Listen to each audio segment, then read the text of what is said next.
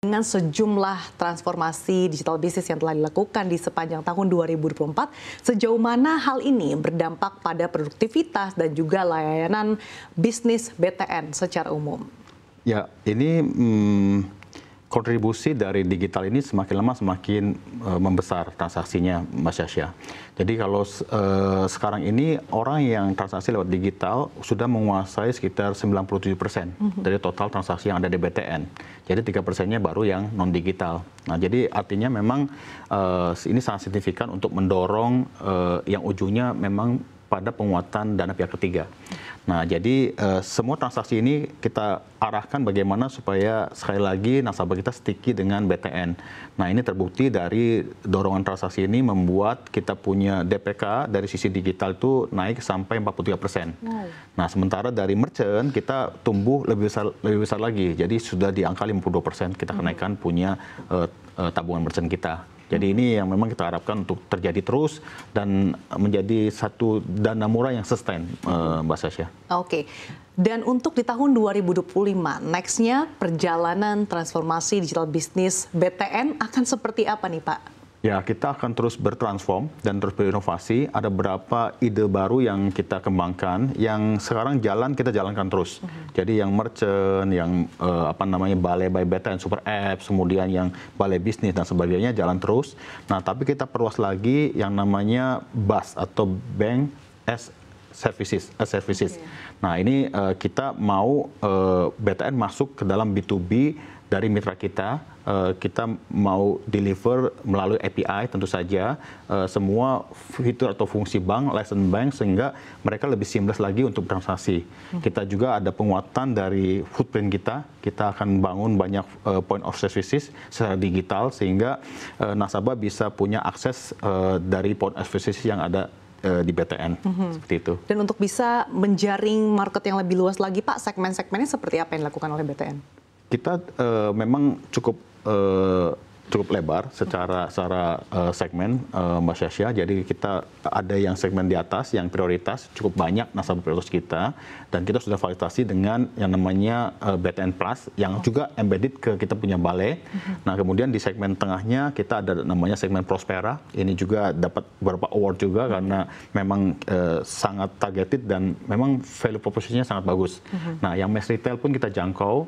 Salah satunya adalah yang tadi disampaikan, milenial dan Gen Z juga kita masuk di sana. Kita banyak bangun use case yang relevan dengan teman-teman milenial dan Gen Z, Mas Syasha. Oke, jadi tidak ada kekhawatiran kalau dikatakan Gen Z atau milenial tidak bisa beli rumah gitu ya, karena bisa memanfaatkan tadi fitur-fitur yang dimiliki BTN. Ya, betul. Kemudian di awal tadi Anda sempat mention, Pak, terkait dengan BI Fast. Kita tahu baru-baru ini BI Fast memiliki sejumlah fitur baru, di antaranya ada bulk transfer, kemudian request for payment, dan juga direct debit.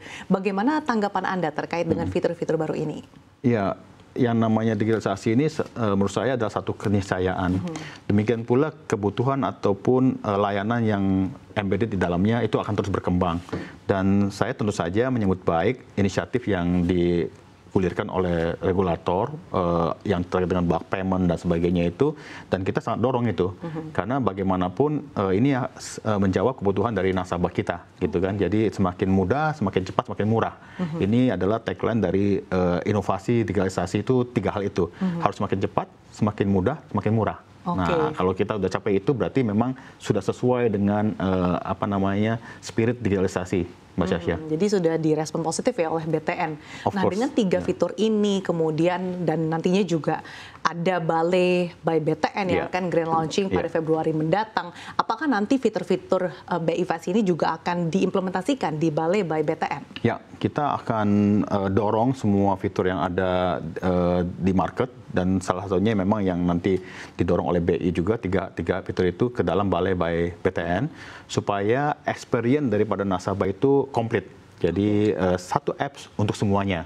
Jadi mau cari rumah, mau jadi merchant, mau pengelolaan tagihan, mau fitur-fitur yang lain, itu cukup Balai by BTN Super Apps. Oke, boleh dielaborasikan lagi, Pak, experience seperti apa sih yang betul-betul menjadi unique selling point dari Balai by BTN ini? Oke, yang pertama tentu saja ini Balai tidak hanya buat nasabah, tapi juga buat masyarakat umum, terutama yang mau cari rumah.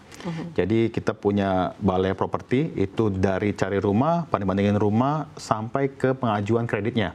Tracking pengajuannya pun bisa di situ, gitu. Nah, kemudian yang mau jadi merchant bisa apply di situ, dashboardnya ada di situ juga, dashboard merchant di situ juga. Yang mau pengelolaan keuangan secara recurring, mungkin ada beberapa institusi yang butuh, itu bisa white label di situ juga. Yang jadi masalah prioritasnya BTN bisa lewat situ juga. Nah, ini beberapa fitur yang unggulan yang tidak dimiliki oleh bank lain yang kita ada. Dan satu lagi adalah semua fitur yang ada sekarang itu kita ada program Be Free, jadi cashback semua biaya adminnya. Jadi ibaratnya transaksinya gratis, Mas Asia. Wah, sangat menarik ya, Pak. Ya. Oke, sebagai closing statement, nah di tengah berbagai tantangan ekonomi yang membayangi perekonomian di tahun 2025, kita tahu dari eksternal ada bayang-bayang inflasi Amerika Serikat yang melonjak, kemudian suku bunga dari domestik juga di PPN 12%. Bagaimana Anda memandang peluang dan juga tantangan di transaksi digital khususnya di tahun 2025 mendatang? Ya, ini juga menarik, Mas Yasya, karena sekali lagi saya sebutkan bahwa digitalisasi ini adalah satu keniscayaan. Jadi orang suka nggak suka, mau harus go digital. Dan kita di bank pun harus berbenah juga. Kita harus memberikan layanan yang terbaik buat nasabah kita.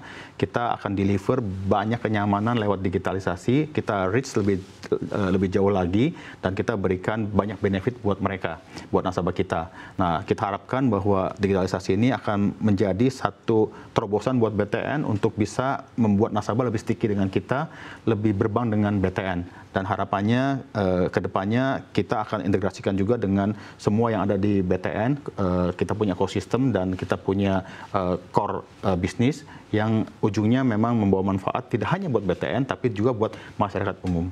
Wow, jadi transformasi digital bisnis yang dilakukan tidak hanya bermanfaat bagi BTN sendiri, tapi masyarakat secara umum ya, Pak. Betul, Mas Terima Yasya. kasih atas perspektifnya, Pak, di siang hari ini.